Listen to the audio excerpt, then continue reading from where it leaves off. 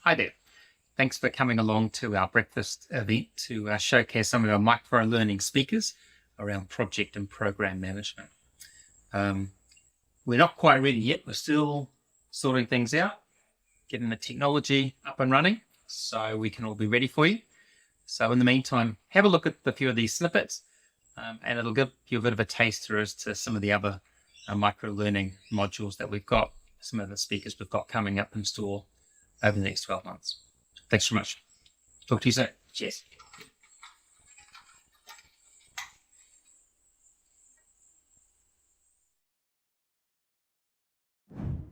Projects in the OGC world, in MSP and Prince world, exist to deliver outputs. And what do we mean by it? PMI calls them deliverables. It's a thing.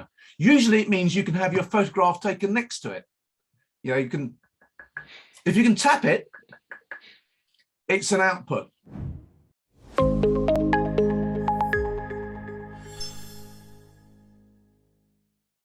Risks and issues on programs. So when you've got a whole load of things on your risk register, have a look through them and go, well, what are the causes that we have? What are the big answers to lots of these things? But it's useful to say, am I looking at an effect or a cause when you're looking at the risk register?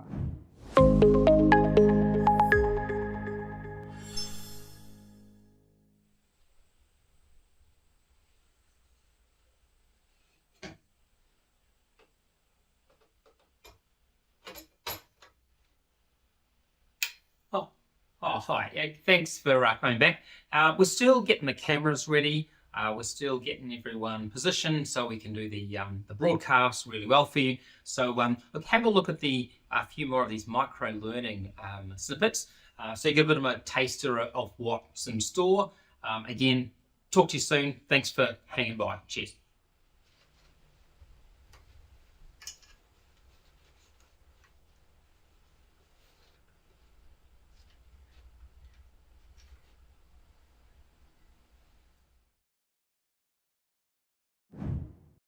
What are the benefits of vaccinating children against flu? Well, presumably it means the kids don't get flu. They can go to school, their exam scores improve, their education improves. They don't give flu to other kids at school. That's good. That's a benefit. It's a measurable improvement. We can measure the amount of days that kids have off school because they do measure it. We can do this stuff.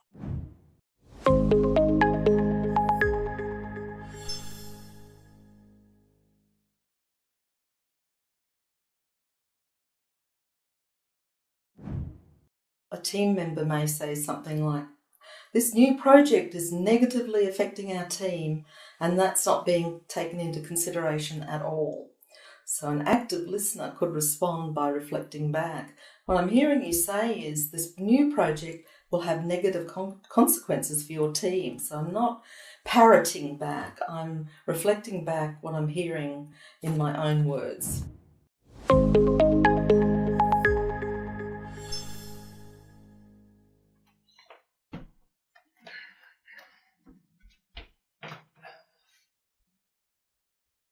Oh, hi. Thanks very much again for joining us. Now, we're just showing you a few of these snippets, so you've got a bit of a taster of what the micro-learning is all about. We've got a couple of presenters coming up shortly to be able to speak to you. It's all sort of around the micro-learning of the project and program managers. So we're still getting the lights all sorted and getting the microphones on and things like that. So just bear with us for a few more moments and you should be good to go, okay? So we'll definitely be seeing you soon. Cheers. Project, Program and Portfolio Management Maturity Model, P3M3 Maturity Levels. So at level 1 maturity, which we call awareness, so there's kind of a process awareness, they are kind of the fun places to work, right? Because every project's exciting for them because they've got no idea what's going to happen.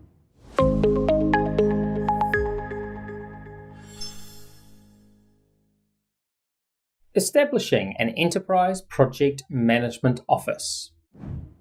One of the key things is spending a lot of time on problem definition understanding, and obviously the same for projects, right? What are we actually trying to resolve here? Are we all clear? Are we all agreed? It takes a lot of time to do that.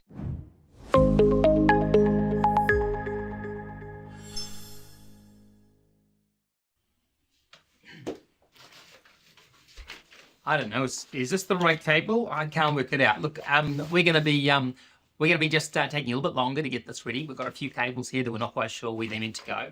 But once we've got those in, we'll be up and running. So look, keep enjoying yourself watching these micro learning snippets. They'll no doubt give you a bit of knowledge around project and program management.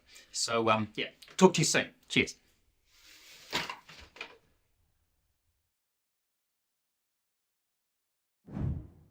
Ponder this. We typically divide projects into work packages. We divide programs into projects.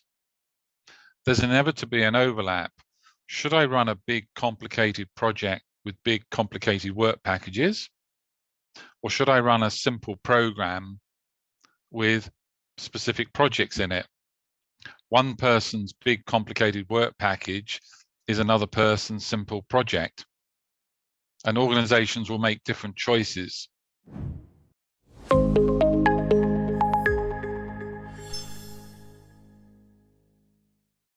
Multiple diverse infections.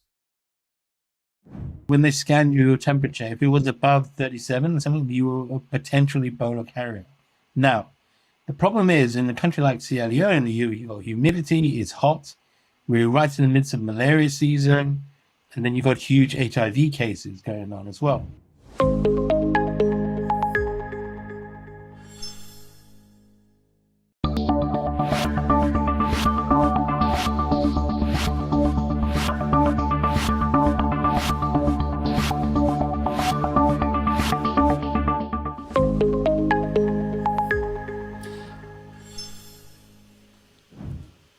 Kia ora whānau to those in New Zealand, Australia and beyond. Welcome to the CC Learning networking event here in August. We bring you project professionals from around the world to you to share ideas, learnings and experiences in project management. I'm broadcasting from Brisbane, Australia. I'd like to begin by acknowledging the traditional owners of the land on which we meet today, the Yagara people and the Turrbal people of the Meanjin, and pay respects to the elders past and present. I pay my respects to the Yagara and Turrbal elders past and present, emerging who pass their culture and knowledge through oral storytelling, song and dance. There's no dancing or singing planned today. We will, however, use oral storytelling to share with each other the wisdom and knowledge gained from experiences in project management. And that way we hope to blend cultures and histories together. I extend a warm welcome to Clive Fuhr from Tamariki, Marakau, Aotearoa, New Zealand. I'm broadcasting from Brisbane on a drizzly afternoon. I also welcome those worldwide joining online via YouTube and LinkedIn. Let's get Clive into the conversation now.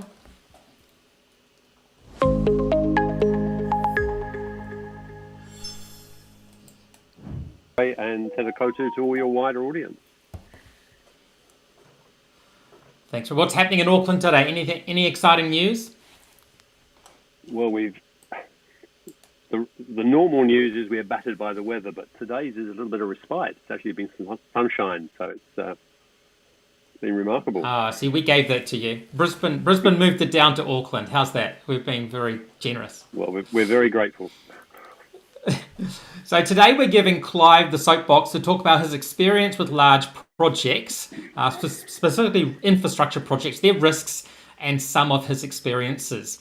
Then I've got a brief presentation from the Victoria Premier concerning the Commonwealth Games, scheduled in 2026. And I'm going to look for Clive's impressions of that project. For those joining us live, please ask questions via YouTube or LinkedIn chat. Remember to subscribe to our YouTube and LinkedIn channels for future notifications. And continue the conversations and post messages both online and to your workplace. It would help us if you shared this event and promote it for next time. Clive is a consultant for infrastructure projects. He's been a project development director at Ekapunuku Development, a division of Auckland Council, a project director at the New Zealand Transport Agency, and has a keen interest in classical history, I believe, Clive. Risky infrastructure projects. Tell us about your experiences. Oh, well, at the sharp end, on the responsible end, I suppose the largest projects I worked on were for the Transport Agency, which was the Northern Busway and all the route selection work and the procurement strategy for the Waterview Tunnels project and the planning for the Western Ring route. But more recently, I do work for the New Zealand Treasury reviewing large government projects, risky government projects. So it gives me the privilege to slightly look behind the curtain on a whole number of sometimes very significant projects and see whether there's anything that can make the ship go faster, so to speak. Is that part of the gateway reviews? Yes, and New Zealand uses the gateway process for high-risk government projects in the same way as, it's a process that's adopted in different forms in the various states in Australia, but it's very strong in the UK, and I think it's gone to places like the Netherlands and there's a few other. Canada uses it, but it's one tool in the toolbox of probably trying to inject some experience and peer review on a short, sharp process to test delivery confidence, I suppose, is the way of thinking about it. Just for those people who aren't familiar with gateway reviews, is it done on all projects? Who makes the decision, and what's the criteria do you think they use to choose which projects will have a gateway review? In New Zealand, there's a risk assessment tool. So it's probably any large project, certainly when you get up to you start approaching 50 million, unless there's any, it invariably will be some risks, and so it'll invariably go through the gateway process. And it could be construction, but it could be organisational change, it could be software. IT projects also get reviewed. I think it's anything that has a potential risk that the Treasury believe is appropriate to go through the process. And for those that are interested, I was going to say, for those that are interested, for example, the New Zealand Treasury, there's very extensive information on their website in terms of how the process works. And they're fantastic resource documents if anybody wants to look through what you might look at to check delivery confidence. Do you mean specific results of gateway reviews or the methodology that they apply in using gateway reviews? Both. There's summations. There's a report that looked at common causes of, I suppose, common issues that arise across a whole range of about 50 reviews. So it will be no surprise to anybody that's worked in the project space, but it's quite interesting to if you like, reinforce what you need to focus on. And tell me what your top five are. What are your top five concerns that you notice that occur within some of these larger projects that require gateway reviews? Well, where to start? That's why I said five. I was going to say 10, but I thought 10 would be far too many. No. But you see, I think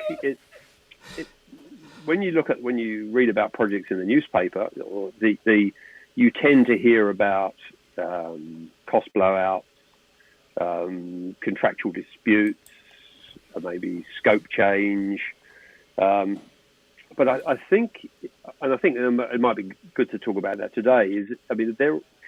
It makes it sound like a project is like a ship being buffeted by winds and tides, as if you don't necessarily in control. And I think the real question is, how do you, when you set sail, how do you make sure that you are prepared to weather the storms? And I think that might be something it'd be worth just sort of talking about today.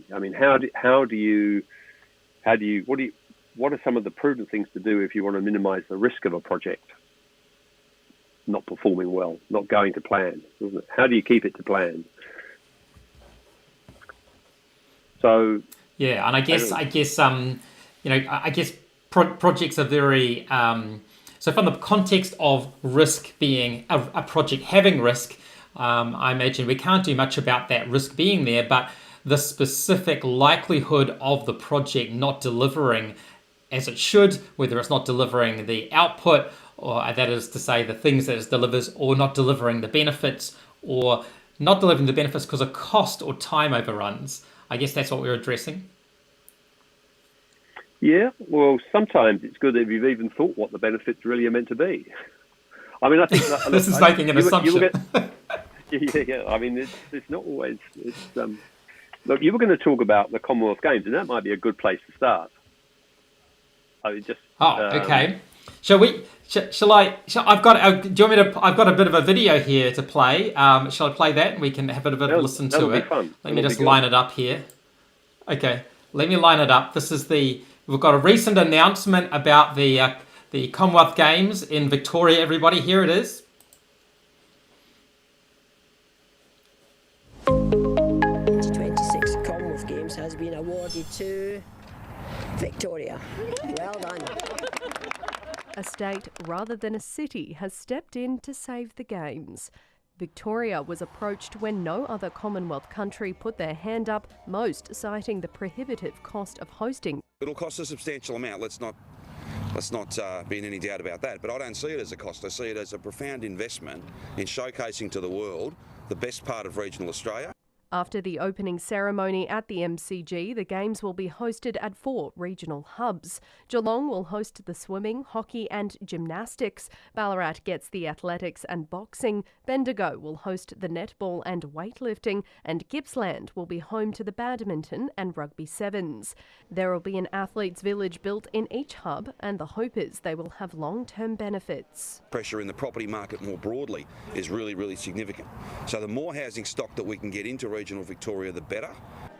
The Games will give an opportunity for Australian crowds to cheer on homegrown superstars like swimming golden girls Ariana Titmus, Emma McKeon and Kaylee McEwen. But global athletic stars like Olympic sprint gold medalists Elaine Thompson-Herah from Jamaica and Kenyan marathon legend Eliud Kipchoge could be headline acts.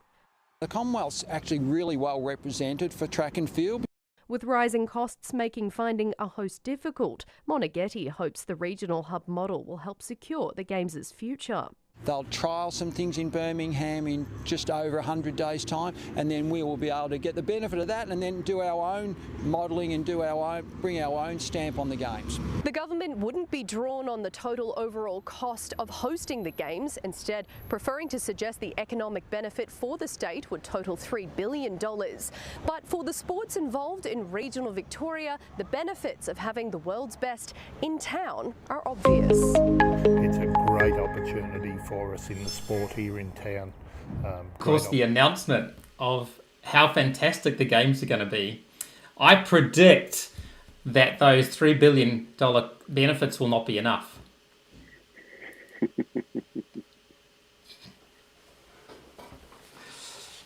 Funny how everyone grasps on these intangible benefits. And if you can't measure them, you can't say it's not going to work. But the moment, $3 billion worth of benefits is gazumped by costs that outweigh it.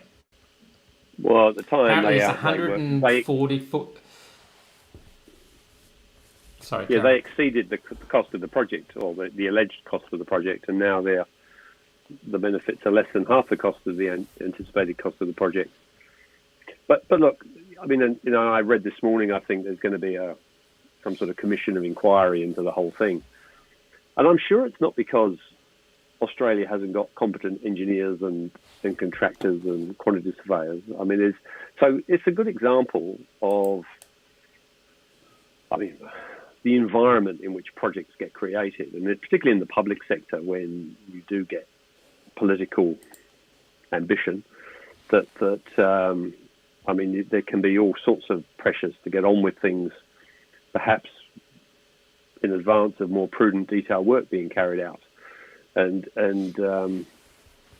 look, some people think if they wish hard enough, it will all happen and happened for the number they came up with. But I think what we're increasingly seeing particularly in the last few years, is that projects are within a year or 2 years almost doubling in cost. And I mean, a lot of people are attributing cost escalation to COVID, and it isn't all supply side inflation. I mean, I think some of those people who blame COVID are also covering up, if you like, the inadequacies of the upfront estimating and scoping.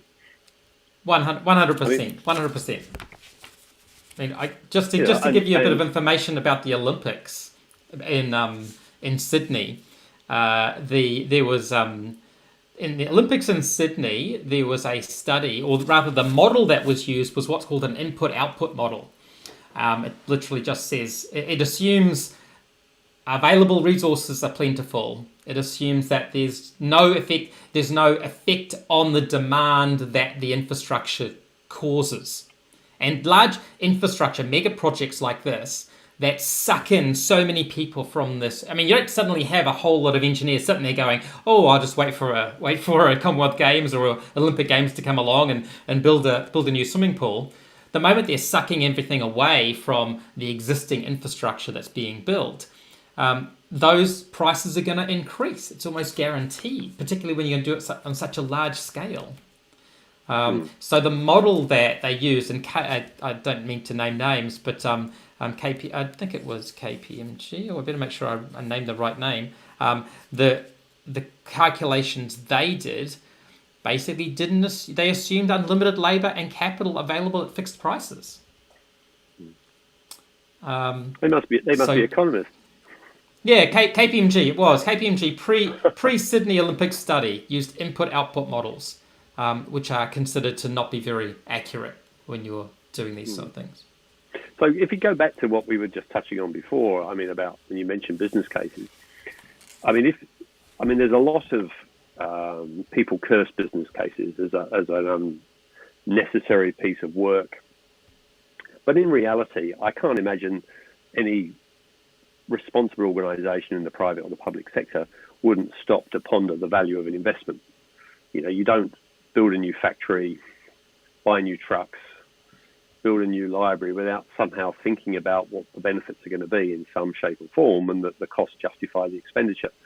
And sometimes there's criticisms that business cases take too long and cost too much, but it's probably because in many cases the rigors the work to, if you like, to consider the options has never been done. So the business case takes time and costs money because it's almost, people know what they want to do. Now they're being forced into a discipline in the public sector where can you just tell us how else you could achieve those benefits? Are there other ways of doing it? And they well, we haven't thought about that. We want to do this. But and so I think it's, you know, getting those disciplines are good. I mean, I think the challenge is stopping people writing business cases that just tell, you know, that come up with the answer they wanted at the start. I mean, the value should be to really think hard. You know, I mean, in the case of Victoria, the economic benefits, if you just handed the 2 billion people out to the residents of Victoria, they'd probably be better off than if you hosted the game. But, you know, I mean, for this one, the costs, it works out to $1,440 per household of costs that they're going to incur. And there were some studies done in London or Birmingham for the Birmingham. Was it Birmingham? There were studies done for similar events over in the UK, and people were prepared to spend the equivalent of $220 to get the feel-good benefits from a large event like that, but not more. There's a big gap there between the intangible benefits of feeling like you've got nation pride and the actual cost that's going to be incurred. And they actually, there was a prediction done that in Sydney, there was actually a reduction. It cost the region about $3 billion. So it wasn't a net benefit, it was a net loss. Because there was a reduction in demand, I guess, because of various things like everyone not wanting to be around there or or not being able to use those resources that are infrastructure that have been built.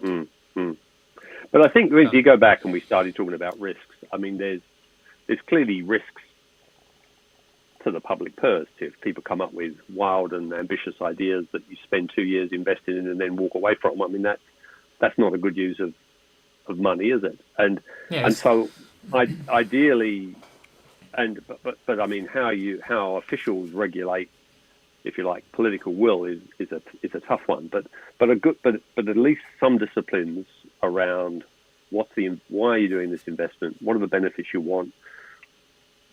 How can you get some of the benefits for a lesser cost? Do you need 2 swimming pools here? Do you need a new pool in this location, or could we use this one in this location? I mean, just really testing the thinking should be, and I don't think a private sector company would do it any differently. If somebody said, let's go and open a new retail store in a town we haven't got a presence, you'd go and do some research about the market demand and the customer base and whether it was going to be profitable. And so I think the discipline is pervasive across all sensible decision making. And it's important, particularly, I think, in the public sector, to make sure those disciplines are sheeted in. But so then governance can also, and I think there's the stories about the Sydney Opera House are fascinating because that had a fairly unusual and unconventional path to final success. But there was a state premier at the time who basically, didn't want naysayers. Just this is what we're doing, and so the culture in an organisation around large projects is important, because it's so quite often in the public sector the people that are conceiving the project don't have project experience, whether it's the politicians or the senior public officials. They probably haven't grown up working on projects, and yet they in some ways help structure the organisation that will deliver the project and approve the funding to do the investigations or the business cases. And I think there's a challenge in large projects. Let's just use the public sector example to make sure that the senior executives are also sufficiently aware of what they should be doing to create an environment in which big projects can be successful. And I think that's because they'll put senior executives in charge. Some come in with more experience than others. How they're supported is fundamental, because they're going to go away and design the delivery organisations and bless them. And so, and big organisations and big projects can often contain many smaller projects because of the. These are huge. Because when a project's like, the design component, the land component, the procurement component, I mean, they're all, the operational needs there, and you can, and there's a danger you create silos. So how in large projects, how an organisation manages that communication to ensure that things come together cohesively is a significant logistical and management challenge. And and I think what will, if you like, indicate the successful projects versus the unsuccessful ones will be, to a large extent, the degree to which some of those things are negotiated. Do you think that thinking about New Zealand, if we've got large projects, there's a few large strategic projects going on. There's the redesign, effectively, of the DHBs and the healthcare system. There's large infrastructure required. I mean, we've got a whole lot of challenges around climate change. We've got challenges around the Three Waters projects and all the infrastructure there that needs to be replaced. Do you think we even have the skills in New Zealand? I mean, these projects come along every now and then. How many people have done a Commonwealth Games before? Do you do it? Do you do it at your first time? Do we have to actually bring this expertise in so they have experience of how to manage just such a large organisation? Well, I think it comes down, that's what I think the point I was trying to make, is that it's important for the senior managers to recognise they need the right expertise, because boxing on without the right expertise, or recruiting locally when you need to recruit internationally, can make a big difference. And it's quite common. I mean, if you take a project like the City Rail Link in Auckland, I mean, it's an international contractor delivering it, and they bring in expertise internationally. I mean, that's quite appropriate because we've never built an underground rail network in Auckland before. So it seems, quite sensible that you bring in people who have built many of them. But I think some projects, yeah.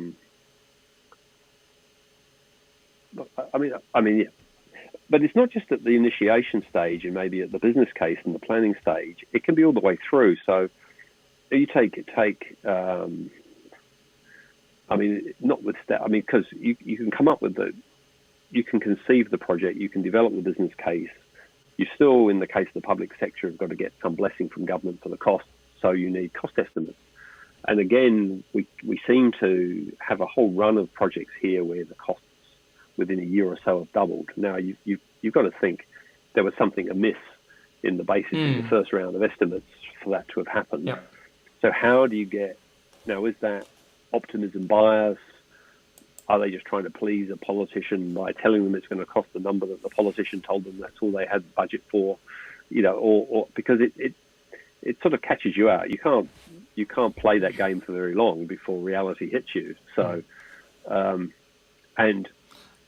but of course you get the problems. You get the projects that start, and the real costs emerge later. And if you ever took those new costs back to the benefits, you might not have ever have started, but you've done enough that you can't stop. So you end up making poor investment decisions if you're not careful. So we've got the Premier wanting to speak again. There's this news flash coming through. Let me just put this news flash on. Let's listen and see what's happening. Very good. Thanks very much for being here this morning. Last year, when the Commonwealth Games authorities approached us and needed someone to step in to host the 2026 Commonwealth Games, as a state, we were happy to help out. But of course not at any price, and only if there was lasting benefit for Victorian communities and benefit for the whole state. What's become clear is that the cost of hosting these games in 2026 is not the $2.6 billion which was budgeted and allocated and is sitting, vast majority of which has not been spent. It's not $2.6 billion, it is in fact at least $6 billion and could be as high as $7 billion. And I cannot stand here and say to you that I have any confidence that even $7 billion number would appropriately and adequately fund these games. I think it could be more than that. Now, there's a whole range of reasons for that, and today's not about finding fault with those cost estimates. They are what our market soundings, our consultations with industry, all of our pre-tender work tells us. $6 to $7 billion is well and truly too much for a 12-day sporting event.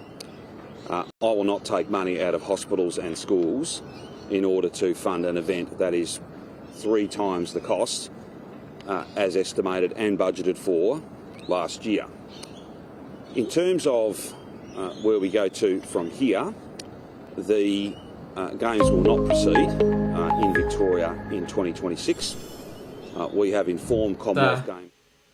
It's not, but I know you say that this is, we need these business cases, but I'm kind of thinking that a business case which is wrong is worse than not having a business case at all. Because I don't know, have you heard of security theatre?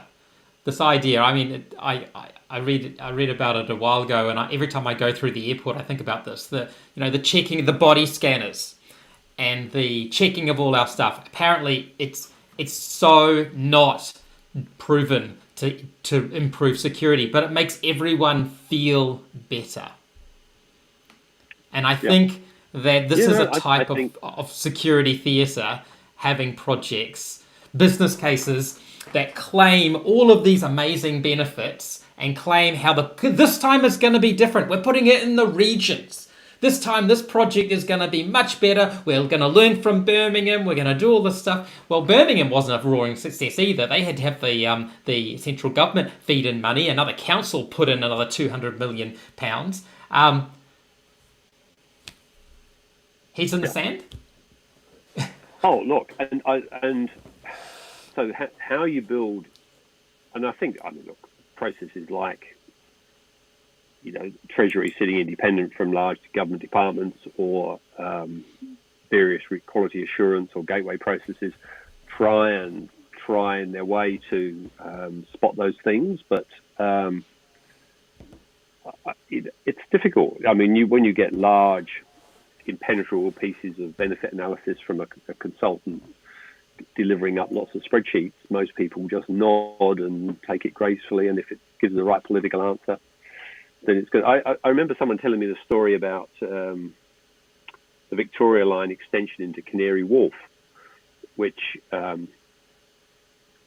this was back in when Margaret Thatcher was Prime Minister of England, which I think had a 0.5 cost benefits ratio, and they decided to do it anyway, and when they measured the benefit after Canary Wharf had boomed, it had like a four times multiplier cost benefit. So sometimes it is difficult to predict how well, but generally it goes the other way, doesn't it? Generally the benefits are overcooked, and the reality is underwhelming. I think we've got a few things like that coming along here, but I think there's, if we just, maybe just on that subject of risk, risk is around everything. So it can be around the governance, the wild political ideas, the one-eyed business cases, the inadequate cost scope and cost definition.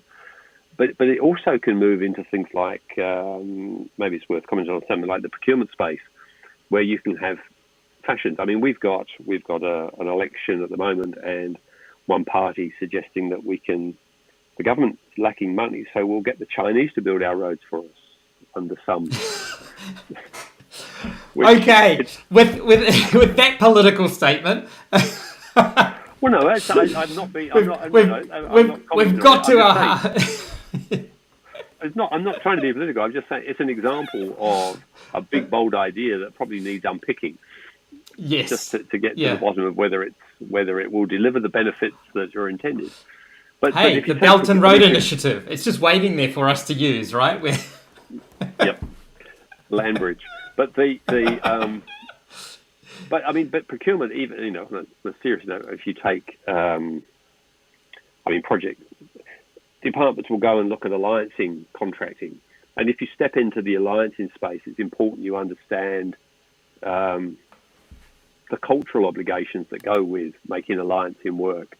So I think sometimes just getting a consultant advice to pursue a procurement route still needs to be thought through and done properly. The devil's in the detail in so much of project delivery, and again, it comes. I suppose the theme of what we're talking around is getting the culture right, that is open to challenge, to setting up robust systems, and bringing in the right skills. And I think that seems the theme of what we've been talking about, Scott. But I think if you can keep that, if senior managers keep that in their minds, it's harder when you're down in the detail to necessarily influence or even be at the table when some of the big decisions are made. But you've got to trust that the people making the big decisions are making them with a sense of being informed and with some prudency, don't you? Yeah. Well, we are on the warpath to educate senior managers about project management, and on that way, I'm going to segue into our course admin, Jenny. She's asked me to mention a few courses that we've got coming up. If staff are interested, these are accredited training courses in Prince 2 benefits and change. Let us know. We've got some special deals on the moment with regards to discounts for teams. So we've got a team of people who want training. We've got specific courses coming: Change Management on the 21st of August, 3 and 5 day event, Print 2 on the 11th of September, and Managing Benefits on the 11th of December. So thank you very much, Clive, there's my dog in the background there. Obviously someone's visiting. Thanks very much, Clive, for visiting us and helping us understand a bit more about large infrastructure projects. For those who have registered, a link to the recording of this event will be sent along with the request to provide us with feedback. Feel free to share that link with others. Any last comments, Clive, before we say goodbye to the people in internet land? I was reading a book recently on large projects by Vias and Zeifel called Gorilla in the Cockpit, and which is a good read. But one of the things they note is projects don't fail or succeed; people do, and I think that's a wonderful. I haven't come up with anything better, but I'll leave you with that. Thanks. Ka kite whānau. Thanks everybody for visiting, and we'll see you next time. Cheers. Bye. Bye.